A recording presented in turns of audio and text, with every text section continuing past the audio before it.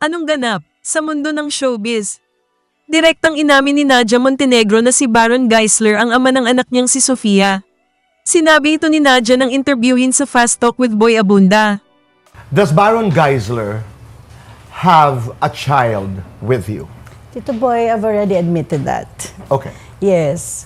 Sophia is turning 18 on August. And that's why I'm here, Tito Boy. It's not for views, not for to trend, because that's one thing I hate. But to put an exclamation to everything. Okay. Dagdag pa ni Nadia, matagal nang alam ni Sofia na si Baron ang ama nito at may mga dating pag-uusap sa text messages ang mag-ama. Hindi rin naging katanggap-tanggap kay Nadia ang naunang pagpapa-interview ni Baron kung saan sinabi nito ang tungkol sa kanyang anak kahit walang binanggit na pangalan.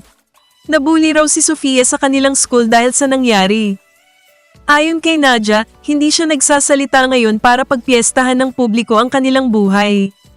Hindi ko kinakala to para mag-entertain o para pagpiestahan niyo ang buhay ko, buhay ng anak ko. I want this to end because, Tito Boy, my daughter is turning 18 soon.